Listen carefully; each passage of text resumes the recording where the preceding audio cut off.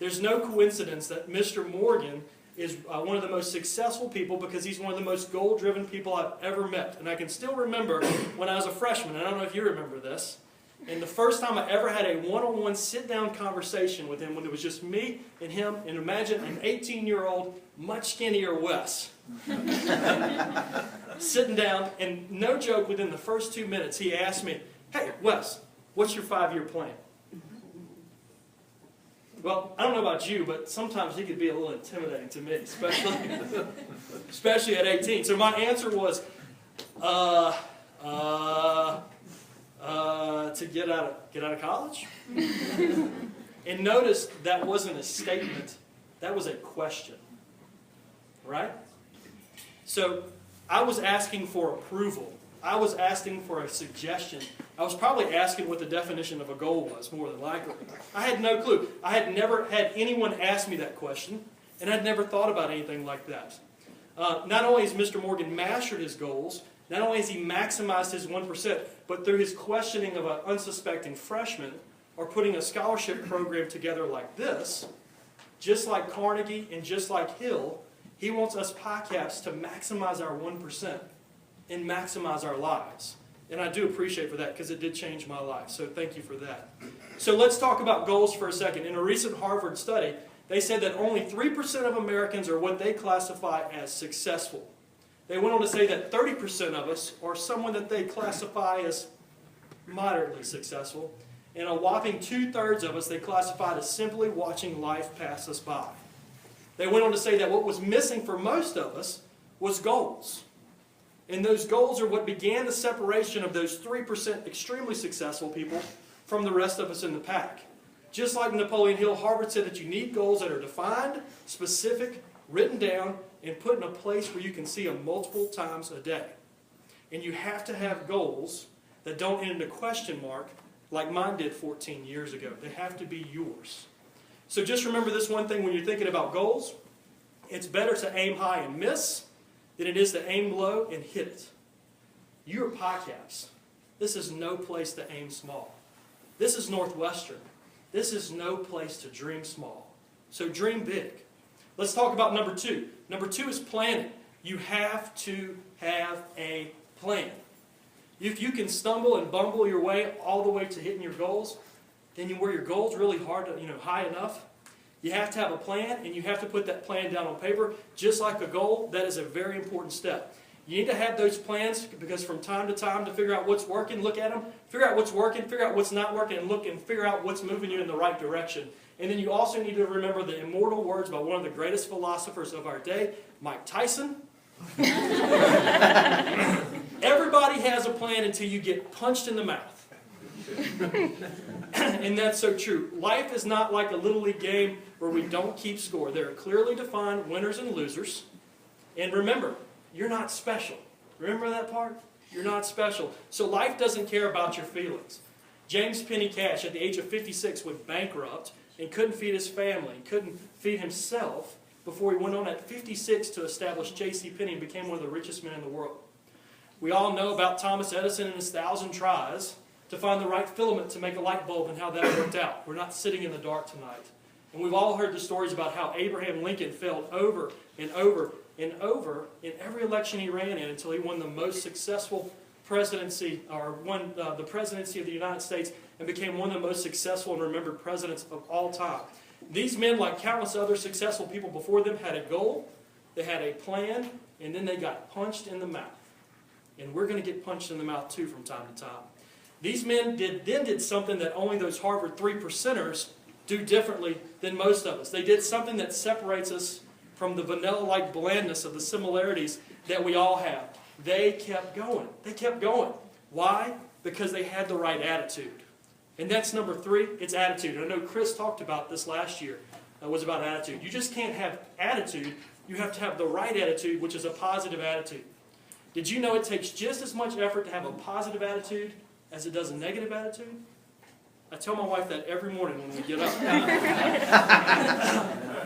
It doesn't work that well. So,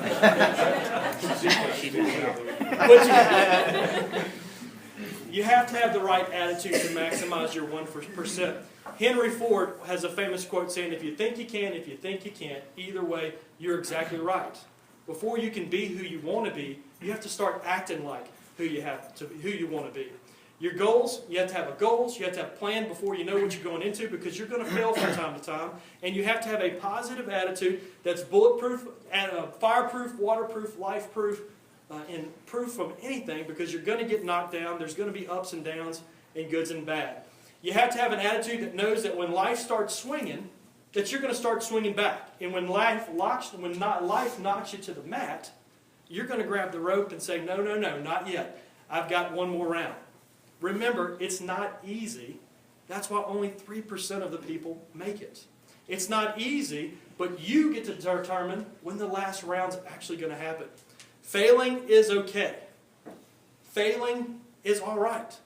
Failing is a fact of life, and actually failing is highly encouraged, because from those failures come some of the greatest opportunities that life will ever give you.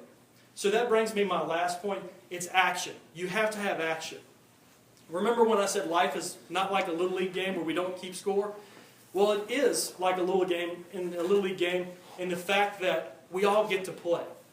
And that's so true.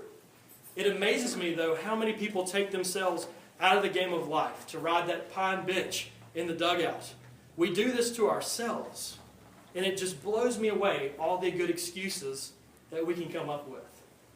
My grandfather was a farmer, and he used to tell me since I was a little kid, he'd tell me over and over and over, if you can get up in the morning and put your boots on and go to work, you have half the world beat.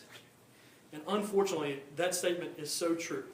One of Mr. Morgan's favorite slogans is, do it now. And it might still be your favorite slogan, but it was for a long time if it's not. In every one of our offices across the country have these gigantic black signs in big blue letters that say, do it now. There needs to be a goal. There needs to be a plan. You have to have a great attitude, but none of that matters if you don't put it into action. You can't wait for tomorrow. You can't wait till next week. You can't wait for next semester or next year. Don't ever think what you're doing today doesn't matter, because you're trading one whole day of your life for it. There needs to be action, and there has to be action. One of the world's most important inventions, they say, of all time, in modern age at least, is the internal combustion engine. It was invented back in 1858 by Jean Lenoir, and he invented the first commercially successful one that seemed to work pretty well, I guess to say. And I often think about that engine when I think about the different people that roam the earth. Prior to that engine's invention, we needed things like wind or rain or water to make the machine turn, which turned a gear that made action happen. And when those external sources stopped or when they dried up, the machine stopped. And unfortunately, some of us have been put together with an external engine.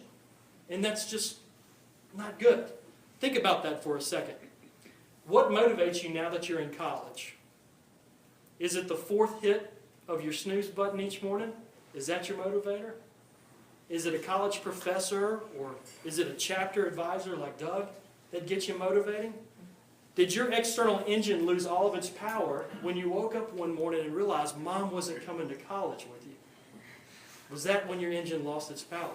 Just know in the post-college world, there's no Mom, there's no Dad, there's no Doug, there's no chapter advisor, there's no professor. It's just you. And now we've got the other group of people that are fitted with Mr. Lenoir's internal combustion engine. That engine doesn't rely on your mom or your college professor. It doesn't rely on wind. It doesn't rely on water. It solely relies on that power from within, that self-motivation, that fire in your gut. It doesn't matter what kind of day you're having. It doesn't care that the world's not fair. It could care less if it's raining, if you're hungry, if you're tired, if you're at a disadvantage, if you're outnumbered. It could care less about money. It even could care less about your education. Your engine doesn't need any of that. It doesn't feed on things that money can buy you. It doesn't feed on things that Mom can do for you. It doesn't feed on anything Mom has to tell you about it. It feeds on that fire. Do you have that fire? Can you feel that fire? It just needs to know that if it's to be, then it's up to me. My wife and I are expecting our first child, like Jake kind of indicated earlier. And if I could give that kid one thing, it wouldn't be the education or money or a good job or anything like that. I would give it an internal combustion engine. However, I can give that kid my dashing good looks or my family's high risk of diabetes, but I can't give it to the internal combustion engine. So listen up. The good news is you don't have to be born with that engine. It's not a nature-nurture type of thing. It's a decision. It's a very simple decision, and a decision that some of us can make once and never have to worry it again, but some of us, like myself, have to make the decision over and over and over each day and be constantly reminded again and again. Am I okay being just like everyone else? Am I okay just blending in the crowd? Do I want to take my extra 1% and be great? Or excuse me, do I want to take my extra 1% and be good? Or do I want to take my extra 1% and be great? Thank you.